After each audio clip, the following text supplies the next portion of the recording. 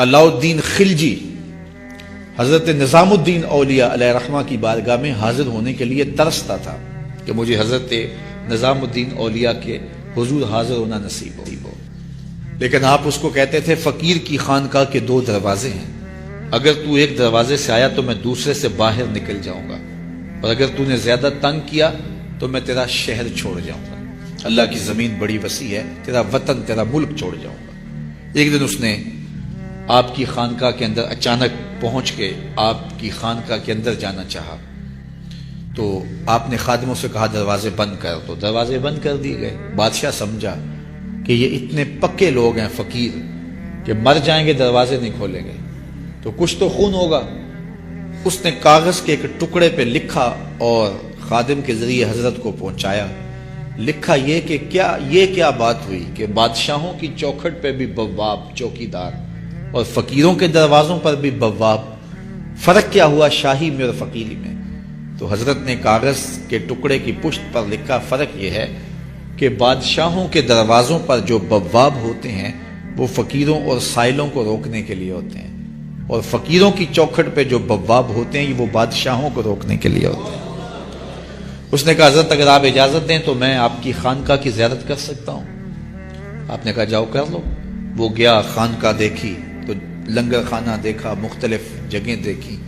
جب استبل میں پہنچا، گھوڑوں کا استبل تھا بہت بڑا حضرت نظام الدین اولیاء کا، تو جب وہاں پہنچا تو کیا دیکھا کہ گھوڑوں کی جو میخیں ہیں، قلے جو ہیں وہ چاندی کے ہیں، اور جن زنجیروں اور سنگلوں سے ان کے پاؤں باندھے ہوئے ہیں وہ سونے کے۔ تو بادشاہ کو پھر شرارت سوجی تو اس نے پھر کاغذ کے ٹکڑے پہ لکھ کے حضرت کو بھیجا، یہ کیا ہوا؟ بادشاہوں کے پاس بھی سونا اور فقیروں کے پاس بھی سونا چاندی، تو فرق کیا ہوا بادشاہوں اور فقیروں میں؟ تو شیخ نے اسی کاغذ کے ٹکڑے کی پشت پر لکھا فرق یہ ہے بادشاہ خزانوں میں سنبھال کے رکھتے ہیں، فقیر گھوڑوں کے قدموں میں ڈال کے رکھتے ہیں۔ تو ان کے نزدیک سونے چاندی کی اہمیت کیا ہوتی ہے؟ جب بہار چین، یہ بہت بڑا قیمتی قالین تھا، ایران جب فتح ہوا حضرت فاروق اعظم کے زمانے میں، تاریخ پڑھیں تو یہ بہار چین ایسا قیمتی قالین تھا کہ اس زمانے میں اگر کسی کو وہ بہار چین پہ بٹھا دیتے تو وہ ساری زندگی ناز کرتا کہ میں بہار چین پہ بیٹھا ہوا ہوں۔ تو حضرت عمر کے زمانے میں جب ایران فتح ہوا تو وہ بہار چین قیمتی جو قالین تھا وہ اونٹوں پہ لاد کے مدینے بھیجا گیا، اور جب وہ مال غنیمت اترا اور اس میں بہار چین بھی تھا تو لوگوں نے پوچھا کہ کیا کیا جائے؟ کسی نے کہا مسجد نبوی میں بچھا دیا جائے، تو حضرت عمر نے کہا یہ اس قابل کہاں ہے کہ مسجد نبوی میں بچھایا جائے؟ تو کہا کہاں رکھا جائے؟ مسجد نبوی سے باہر جہاں لوگ جوتے اتارتے تھے، حضرت عمر نے آرڈر دیا کہ یہاں بچھا دو، لوگ جوتے صاف کر کے مسجد میں جایا کریں۔ جس قالین پہ زمانے کو ناز تھا وہ قدموں میں بچھا ہوا تھا۔ یہ اسلام کا مزاج ہے۔ یہ نظام الدین اولیاء علیہ رحمہ کو محبوب الہی کہتے ہیں نا، ان کا واقعہ بھی علماء نے یہ لکھا ہے، صوفیاء نے، کہ ان کے شیخ حضرت بابا فرید الدین گنج شکر رحمۃ اللہ تعالی علیہ ایک دن موج میں آ گئے اور کہا کہ نظام الدین محب بنو گے یا محبوب بنو گے؟ تو یہ بڑی خدمت کرتے تھے اپنی شیخ کی، تو کہا کہ محب بنو گے یا محبوب؟ تو کہا حضرت اگر اجازت ہو تو اپنی ماں کو نہ پوچھاؤں۔ اللہ اکبر! ان لوگوں کی مائیں بھی تو صاحب حال ہوا کرتی تھی۔ تو کہا کہ اگر اجازت ہو تو اپنی ماں کو نہ پوچھاؤں کہ محب بننا ہے یا محبوب بننا ہے؟ کہا جاؤ تمہیں اجازت ہے۔ تو گھر کی طرف روانہ ہوئے، ایک آدھ دن کا سفر کیا۔ راستے میں ایک فقیر تھا مجذوب، جو راستے میں بیٹھا تھا، حالت اس کی عجیب سی تھی، تو یہ سلام کر کے گزرنے لگے تو وہ مسکرا کے بولا محب بنو گے یا محبوب؟ تو حیرت زدہ ہو گئے کہ اسے کیسے پتا چل گیا، یہ تو میرے شیخ کا اور میرا راز ہے۔ تو رک گئے، کہا کہ حضرت اگر آپ بتا دیں تو بہت اچھا ہو۔ کہا نہیں ماں سے پوچھو، جو وہ بتائے گی وہی بن جانا، اور اگر ماں نے نہ بتایا تو کل آ جانا، اسی وقت یہاں ملاقات ہوگی، پھر میں بتا دوں گا۔ خیر چلے، رات کو پہنچے، والدہ کی خدمت میں سلام پیش کیا، پاؤں دبائے اور کہا کہ شیخ موج میں آ گئے اور کہا محب بنو گے محبوب بنو گے؟ تو میں نے کہا ماں سے پوچھ لوں۔ تو میں اماں جی آپ سے پوچھنے آیا ہوں، راستے میں یہ واقعہ بھی ہوا۔ تو ماں نے کہا کہ بیٹے تم صبح ناشتہ کر کے پلٹ جانا، اور وہ جو راستے میں تیرے دل کی بات پوچھ گیا وہ کوئی صاحب حال تھا، وہ تمہیں صحیح بتا سکے گا کہ محب بننا کہ محبوب بننا۔ خیر یہ صبح ناشتہ کر کے ماں کے پاؤں پکڑے، اجازت طلب کی اور واپس نکلے، اور وہاں جا کے دیکھا تو کوئی فقیر نہیں ہے۔ بڑے حیرت زدہ ہوئے، دائیں بائیں سے پوچھا کہ یہاں کل ایک بابا بیٹھا تھا، کہا وہ تو کل کے فوت ہو گیا۔ تو کہا اس کی قبر کہاں ہے؟ کہا قبر کس نے بنانی تھی اس کی؟ وہ گندگی کے ڈھیر پہ لوگوں نے پھینک دیا۔ دل میں بڑے حیرت زدہ ہوئے، اتنا با کمال تھا، لیکن اپنی حالت یہ، خیر وہاں چلے گئے اور جا کے کھڑے ہو کے پوچھنے لگے، بندہ خدا دل کی باتیں بوجھتا تھا اور میرے ساتھ وعدہ کیا تھا کہ اگر ماں نے نہ بتایا تو کل آنا، اور اپنا پتہ ہی نہیں تھا کہ کیا ہونے والا ہے۔ یہ بات کہی تو بابا اٹھ کے بیٹھ گیا۔ عرش فرش تے بانگا ملیاں تے مکے پہ گیا شور، بلے شاہ سا مرنا ناہی تے گور پیا کوئی ہور۔ ہاں اٹھ کے بیٹھ گیا اور کہا کہ نظام الدین، محبوب بننا محب نہ بننا۔ محبوں کا یہ حال ہوتا ہے، نہ کفن ملتا ہے نہ دفن ملتا ہے۔ محبوب بنو گے تمہاری قبر پہ بھی میلے لگیں گے۔ فَاتَّبِعُونِي يُحْبِبْكُمُ اللَّهُ، اگر حضور کی اطاعت کرو گے، حضور کی فرما برداری کرو گے تو تم محبوب بن جاؤ گے۔ تو حضور کی محبت خدا کی محبوبیت کا ذریعہ ہے، اس لیے ہمیں حضور کا پیار اپنی روحوں میں موجزن کرنا ہے، حضور کی محبت اپنی روحوں میں اتارنی ہے، اور محبت اپنے تمام تر تقاضوں کے ساتھ جب روح پذیر ہوگی تو پھر ہمارا انداز زندگی بھی سنور جائے گا، ہماری آخرت بھی سنور جائے گی۔ محبت کے من جملہ تقاضوں میں سے سب سے بڑا تقاضا محبوب کی اطاعت ہے، کہ بندہ جس سے پیار کرتا ہے اس کی بات مانتا ہے۔ یہ ہے دعوی محبت کا ثبوت، اس کی دلیل۔ اور حضور کے صحابہ کی زندگیاں دیکھیے، ہمارے بدن پہ اتنے بال نہیں ہیں جتنے رسول اللہ کے احسانات ہیں۔ ہمارا ایک ایک بال قرض رسالت میں جکڑا ہوا ہے۔ خدا شناسی تو بڑی دور کی بات ہے، ہم خود شناس بھی نہیں تھے، ہمیں تو اپنے آپ کا بھی نہیں پتا تھا کہ ہم کون ہیں۔ اور مجھے بتاؤ، جس کو یہ بھی نہ خبر ہو کہ میں کون ہوں، اس کے پلے ہوتا کیا ہے؟ اقبال نے کہا تھا نا، اپنے من میں ڈوب کر پاجا سراغ زندگی، میرا نہیں بنتا تو نہ بن، اپنا تو بن۔ اور یہ اپنا بھی نہیں تھا، اسے پتہ ہی نہیں تھا، اسے شعور ذات ہی نہیں تھا، اسے خود آگہی کا نور ہی نصیب نہیں ہوا تھا۔ تبھی تو انسان ہو کے، اشرف المخلوقات ہو کے، درختوں کو، پتھروں کو، حشرات الارض کو، چوپایوں کو اپنا معبود سمجھتا تھا۔ انسان کی پیشانی کہاں کہاں رسوا نہیں ہوئی، درختوں کی جڑوں کو اس نے سجدہ کیا ہے۔ یہ کیچوا نہیں ہوتا مچھلی پکڑنے کے لیے جس کو کانٹے سے لگاتے ہیں، کسی زمانے میں یہ بھی انسان کا معبود ہے۔ پتھروں کو اس نے معبود سمجھا، بہائم کو، چوپایوں کو، لٹکتے پھلوں کو، برستی بارش کے قطروں کو معبود سمجھتا رہا، بادل کو معبود سمجھتا رہا، تنکوں کو، حشرات الارض کو، بہتے پانیوں کو، جلتی آگ کو اور چلتی ہواؤں کو اپنا معبود سمجھتا رہا۔ اسے یہ نہیں پتا کہ میں ہوں کون۔ اے تماشا گاہ عالم روئے تو کجا بہرے تماشا می روی، دنیا تجھے ڈھونڈنے نکلی ہے، تو کس کی تلاش میں ہے؟ یہ اشرف المخلوقات ہو کے، مقصود کائنات ہو کے، یہ اس کائنات کا دل اور کلیجہ ہو کے حشرات الارض کو، سانپوں کو، بچھوؤں کو اپنا معبود سمجھ رہا۔ یہ تو میرے حضور نے بتایا، یہ تیرے معبود نہیں ہیں، تیری دہلیز کے نوکر ہیں۔ ان درختوں کو پوچھتا ہے، یہ تو تجھے چھاؤں فراہم کرنے کے لیے، آکسیجن دینے کے لیے، تیرے ایندھن کے کام آنے کے لیے، تیرے ذوق نظر کی تسکین کے لیے، تجھے پھل فراہم کرنے کے لیے پیدا کیے گئے۔ ان جانوروں کو پوچھتا ہے، یہ تو تیری سواری کے لیے، بار برداری کے لیے، تجھے دودھ اور گوشت کی ضروریات فراہم کرنے کے لیے پیدا کیے گئے۔ یہ چاند، سورج، ستارے، اجرام فلکیہ، یہ تیرے معبود کیسے ہو سکتے ہیں؟ یہ تو تیری راہوں میں روشنی اجالنے کے لیے پیدا کیے گئے۔ نہیں تو دیکھ، یہ انگلی اٹھتی ہے اور چاند ٹکڑے ہو کے قدموں میں آتا ہے، سورج پلٹ کے اثر کے وقت پہ آتا ہے، اور سڑیاں کھجوراں اگا جاندا ہے، وہ پتھراں نو کل میں پڑا جاندا، قطرے کو سمندر، ذرے کو ستارہ کرتے ہیں، کونین کو خم آ جاتا ہے جب زلف سوارا کرتے ہیں۔ اب انسان کی آنکھ کھلی کہ میں کون ہوں، کہ یہ پوری کائنات درختوں کو پوچھتا ہے، جا میں نہیں، تو ہی کہہ دے تمہیں اللہ کا رسول بلا رہا ہے۔ اللہ اکبر، درخت شاخوں کے بل اپنے آپ کو گھسیٹتے ہوئے سلامی دینے حاضر ہو جاتے۔ حضرت یعلا بن مرہ کہتے ہیں کہ ایک سفر سے واپسی تھی، راستے میں قیام ہوا تو حضور استراحت فرمانے لگے تو میں حضور کے پہرے کے لیے کھڑا ہو گیا۔ دور صحرا میں ایک درخت تھا، وہ ہلنے لگا، پھر جڑوں سمیت اکھڑا اور شاخوں کے بل اپنے آپ کو گھسیٹتا ہوا میرے برابر آ کے کھڑا نہیں ہو جاتا۔ میرے لیے بڑی حیرت کی بات تھی، لیکن کوئی تھا نہیں کہ اس سے بات کروں۔ خیر تھوڑی دیر کے بعد وہ اپنی جگہ سے چلا اور جہاں سے اکھڑا تھا وہی جا کے نصب ہو گیا۔ حضور بیدار ہوئے تو سلام عرض کرنے کے بعد میں نے پہلی بات یہی عرض کی، میں نے کہا حضور وہ سامنے والا جو درخت ہے تھوڑی دیر قبل اپنی جگہ سے اکھڑا تھا، شاخوں کے بل اپنے آپ کو گھسیٹتا ہوا یہاں آیا، رکا، جھومتا رہا، پھر واپس چلا گیا۔ حضور نے حیرت کا اظہار نہیں کیا، میں تو سویا تھا، تفصیل سناؤ، کوئی آندھی آئی، کوئی جھکڑ آیا، کوئی طوفان آیا، کیسے اکھڑا؟ حضور مسکرا دیے اور فرمایا ھذہ شجرۃ استاذنت ربھا، فرمایا یہ درخت ہے، اس نے رب سے اجازت مانگی تھی، مالک تیرا محبوب نیڑے آیا ہے، سلام نہ کر رہا ہوں، فاذن لہا، تو رب نے اس کو اجازت دے دی تھی، یہ مجھے سلامی پیش کرنے آیا تھا۔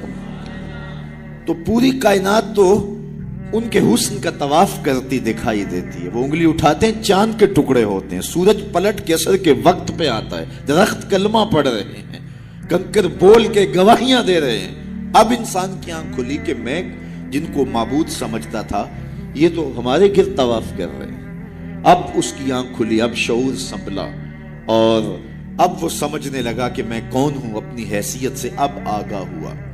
اللہ اکبر، بے خبر تو جوہر آئینہ ایام ہے، تو زمانے میں خدا کا آخری پیغام ہے۔ اسے اب اپنی ذات کا شعور ہونے لگا۔ خود سے ملاقات ہی تب ہوئی جب حضور تشریف لائے۔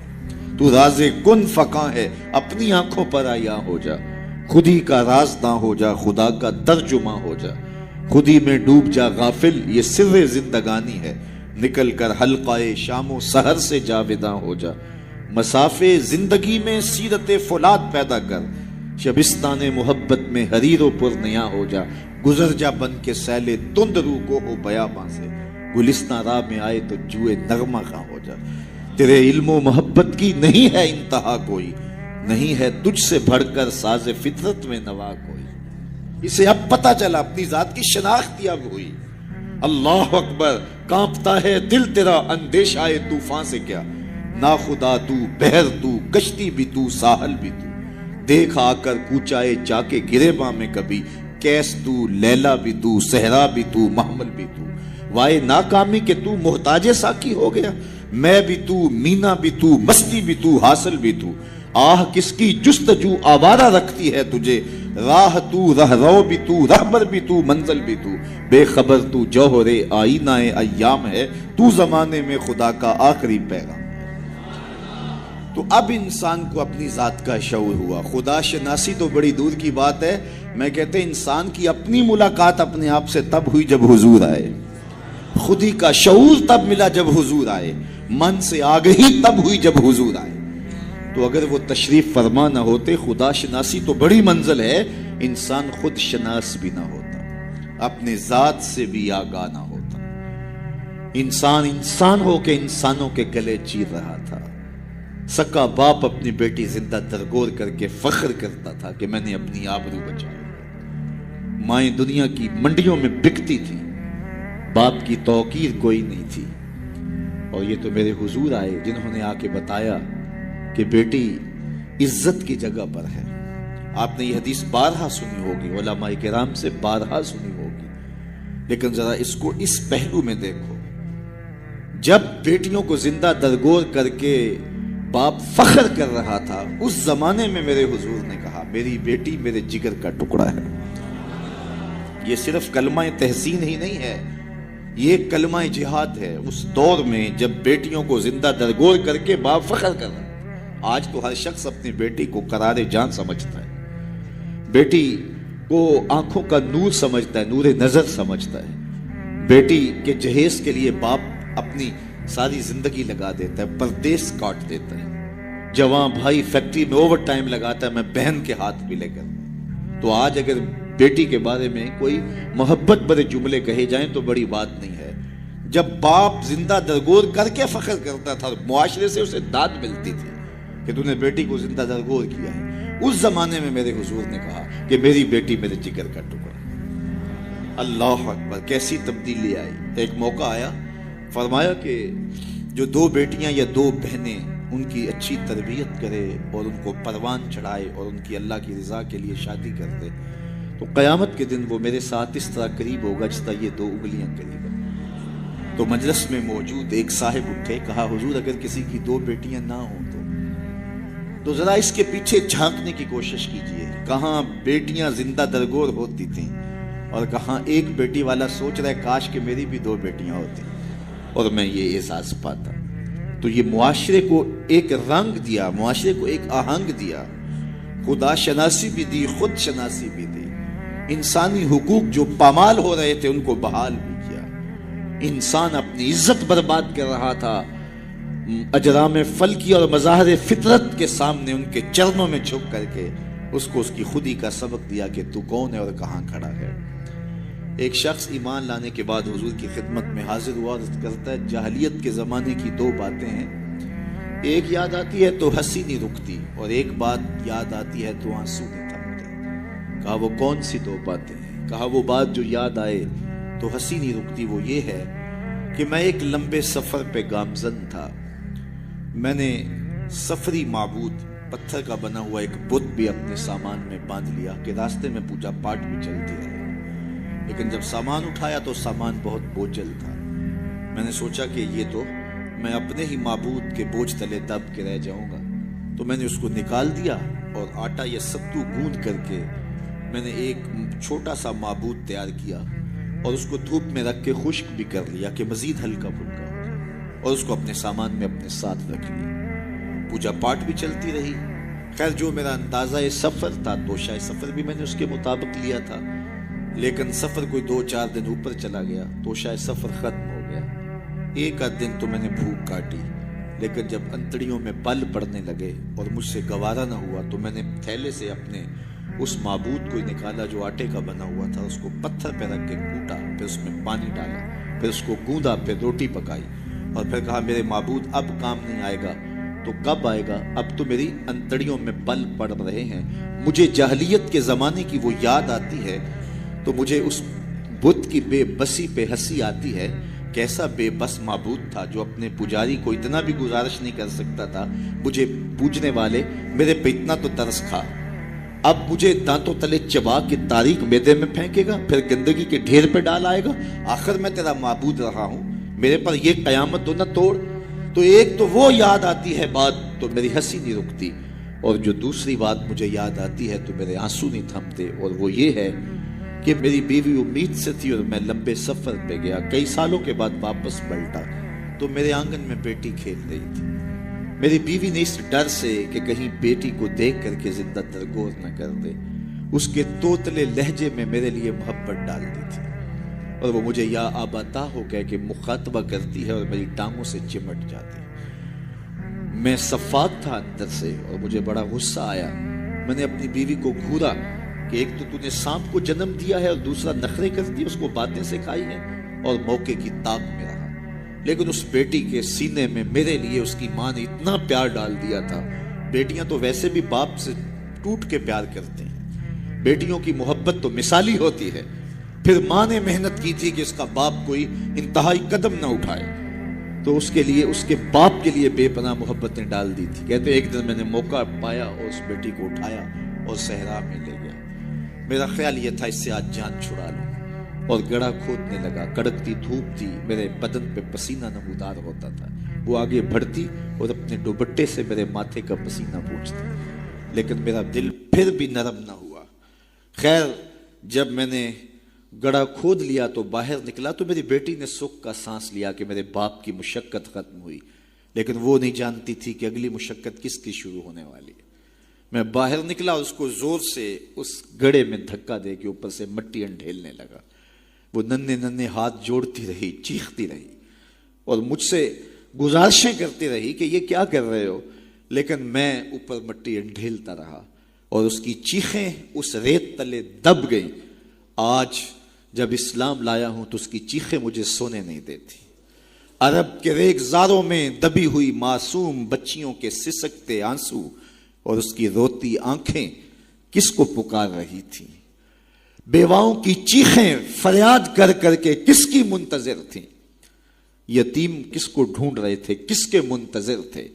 زمانہ آنکھیں فرش بچھائے ہوئے کس کا انتظار کر رہا تھا؟ وہ جس کے نام پر داؤد نے نغمہ سرائی کی، وہ جس کے ذکر پر شاہ سلیمان نے گدائی کی. دل یحییٰ میں رہ گئے ارماں جس کی زیارت کے، لب عیسیٰ پہ آئے واز جس کی شان رحمت کے، جو بن کے روشنی پھر دیدائے یعقوب میں آیا، جسے یوسف نے اپنے حسن کی نئے رنگ میں پایا. نہ دانم آ گلے خنداں چے رنگ و بو دارت کہ مرغے ہر چمنے آرزوئے او دارت. ہر کوئی منتظر ہے، کوئی ہاتھ پھیلا کے کہہ رہا ہے ربنا وابعث فیہم رسولا. مالک آنکھیں بوڑھی ہو گئی، اب اس رسول کو بھیج بھی دے. حضرت عیسیٰ تو بولے مبشرم برسول یات من بعد اسمہ احمد، چلو نام بھی بتائے جا رہا ہوں، ان کا نام احمد ہوگا. زمانہ منتظر تھا، پوری دھرتی انتظار کمایا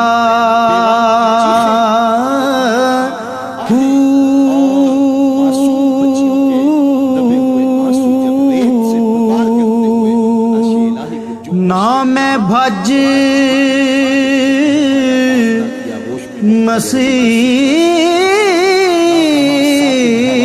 تیوڑیا نا تسبا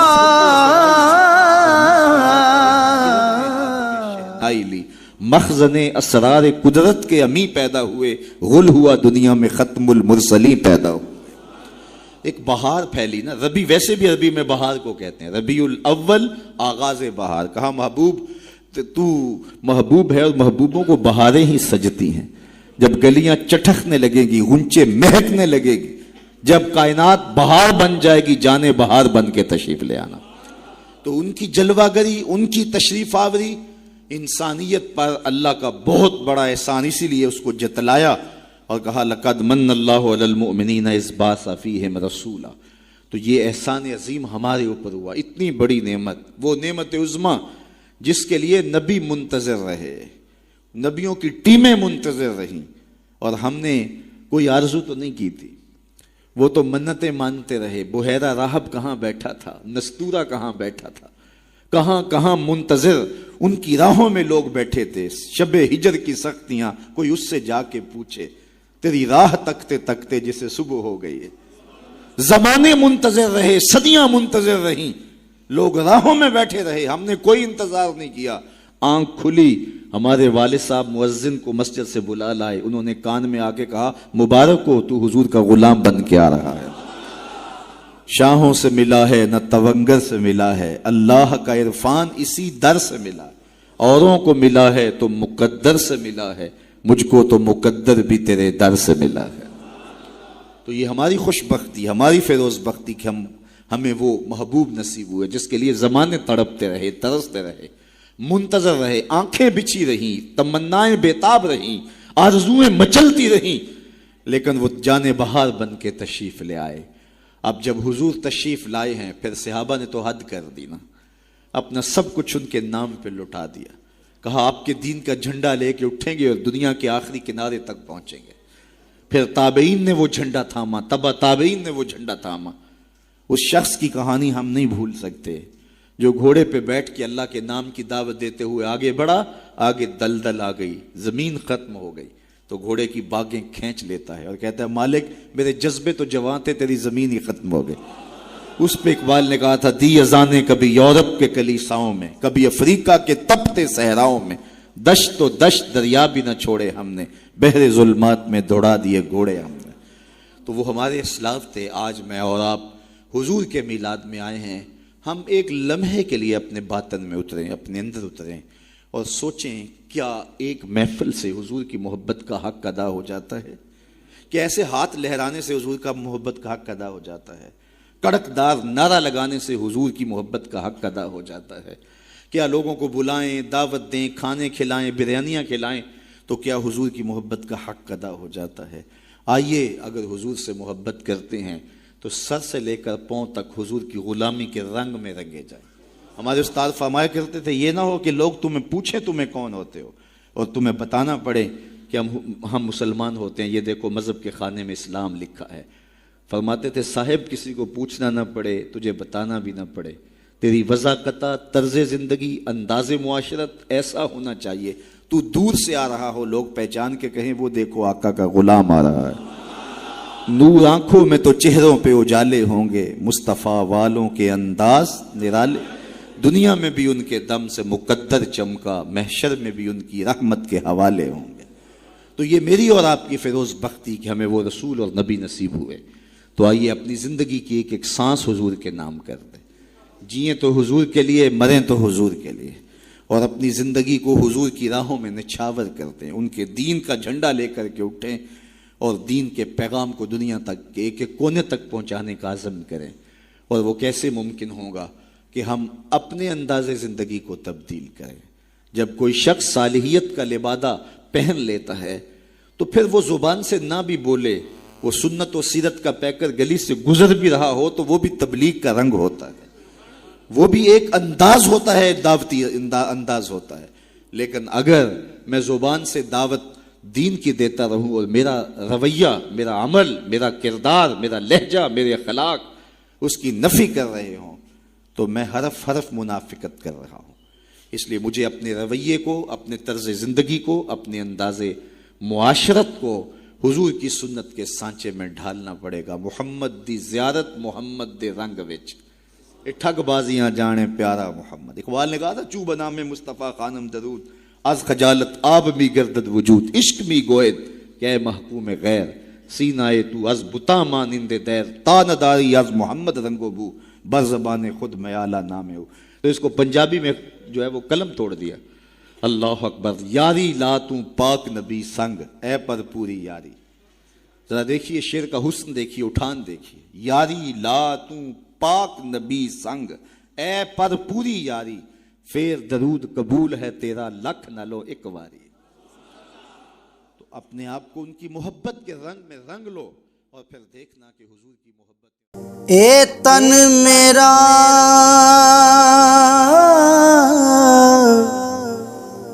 چشمہ ہووے،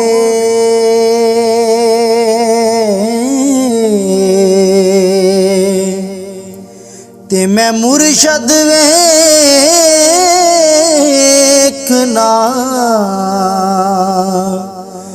رجاں ہوں۔